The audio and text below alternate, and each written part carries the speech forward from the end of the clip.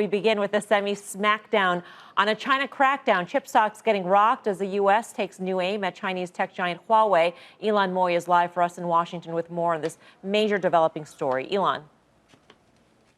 Well, Melissa, the White House put Huawei on a blacklist a year ago, but the administration is still worried that it is relying too heavily on U.S. technology and on U.S. software. So today, the White House is tightening the restrictions around its supply chain. Companies will now be banned from providing Huawei with chips made using American parts or American design unless they receive special permission from the Commerce Department. Now, of course, this also applies not just to Huawei, but also to its affiliate, including its in-house chip maker, HiSilicon. And it comes at a time that the White House is trying to blame China for spreading the coronavirus. Now, just today, this afternoon, President Trump told reporters that he is not thrilled with the possibility that China won't fulfill its obligations under the Phase 1 trade deal. And on this move against Huawei, the president does have the backing of the GOP's China hawks. On Twitter, Senator Tom Cotton said the U.S. must take strong action to cut off the Chinese Communist Party's access to technology that it uses to build a network of surveillance and repression around the world. Meanwhile, Senator Marco Rubio told us that China has been trying to sidestep the existing U.S. export controls. He said over the past several months, China's malign behavior has been on display for the world to see, and that includes tech-enabled surveillance and censorship. Now, Melissa, we did reach out to Huawei for comment. It declined at this time while it reviews the full details of these new regulations. Back over to you. All right, Ylan, thank you. Ylan Moy in Washington for us. And of course, we saw the reaction across the board in the semiconductor space, in particular the chip equipment makers. Most chip makers out there globally use chip equipment made in the United States. We saw names like KLA-Tencor, Lam Research, as well as Applied Materials really fall hard on this. Guy Adami, you were quick to say when we first got the headlines that tensions with China would flare up. They're flaring. They're flaring, yet the NASDAQ. Are you a fan of Hank Stram, by the way? You know who Hank Stram is? You know I don't know who Hank Stram is, so why don't you just go on? So Hank Stram was the head coach of the Chiefs, and when he was mic'd, he famously said, let's continue to matriculate the ball down the field. Well, the market, the NASDAQ, continues to matriculate its way to all-time highs, regardless of the news flow. It's remarkable. But we have flagged that, and I'm shocked that the market isn't taking this more seriously. You know, you mentioned some of these names. Actually, AMAT is a name we talked about last night, and we collectively said to take profits after earnings. That proved to be correct. But the fact that the broader market, specifically the NASDAQ, doesn't seem to care about this news is remarkable to me, Mel. Why doesn't the market care about this news in your view, Jeff Mills? I think it actually does a little bit if you look back a couple of weeks ago. So Trump really ramped up the China rhetoric on April 30th. And guess what? April 29th was the peak of the most recent rally. So I think under the surface, the market actually is paying attention a little bit. And if you look at polling, it's pretty clear that voters feel like China handled this in a way that wasn't appropriate. So I think there's some political will to pursue these sorts of things against China. So China tensions, issues with the virus, it doesn't take a genius to figure out that that's probably not going to be good for the market overall. Specifically as it relates to what's going on with semis, I think Taiwan Semiconductor probably right in the crosshairs.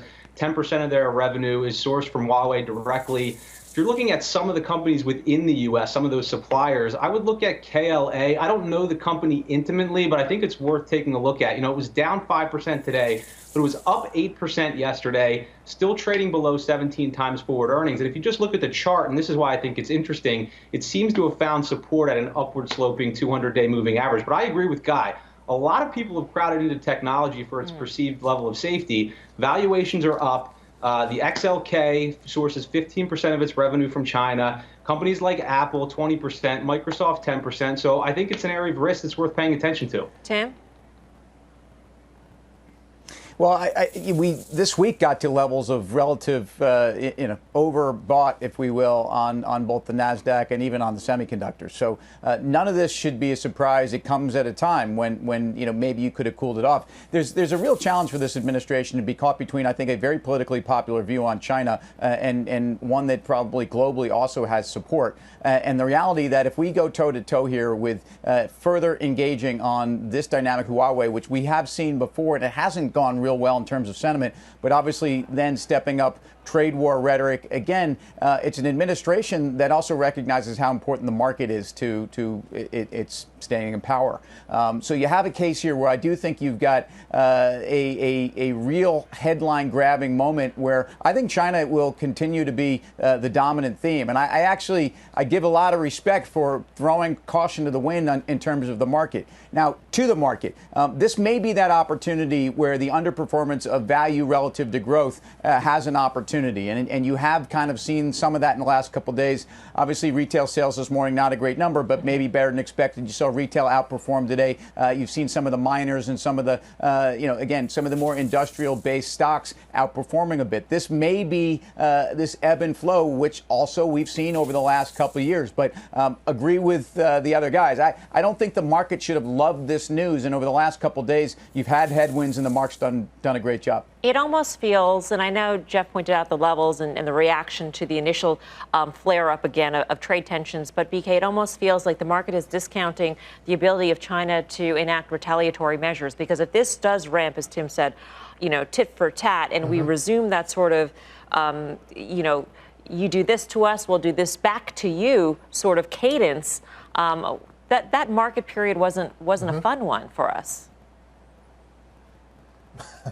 No, it wasn't. And, I do think the market is probably under-evaluating this, but potentially what the market is saying is this is just political bluster at this point in time, because what we saw in the last kind of trade skirmish is that we ultimately did come to a deal. But I think what the market's ignoring here is the fact that this is part of a broader trend towards onshoring. So bringing the supply chain back. So if you're a CEO of a company, it's no longer politically or logistically feasible to have a long supply chain that begins in Asia. You have to start bringing stuff back. And that means goods are going to cost a lot more as they come in. So companies like Walmart, who get a lot of their stuff from China, potentially, and this is a medium to longer term view, but potentially you could start to see price increases there as a result of this broad onshoring trend. So is that the I word that we're starting to think of then, Brian Kelly? I word being inflation. Inflation. Yeah. Inflation. So I actually think we're in a period of biflation where you have both rising prices on some things where the onshoring causes that, increase in prices, but at the same time, things that are oversupplied, airlines, cars, hotel rooms, all those prices should continue to fall. So you kind of have this dichotomy out there. It's very weird. It looks a little bit like the 1970s, but not exactly. And that's on top of a global pandemic, Guy.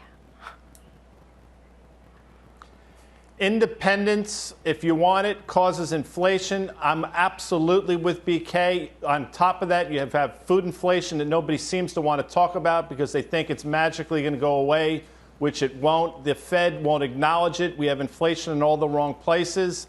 And there's a problem brewing. I'm with BK. Again, I think the market is underestimating how deleterious this rhetoric can be to the broader markets. And it's shocking to me on a day where we had every reason to go down in a meaningful way that the market ratcheted back the way it did. Of course, 24 hours is not a day make, Mel, as you know, but I'm really curious to see how this thing escalates over the next week or so.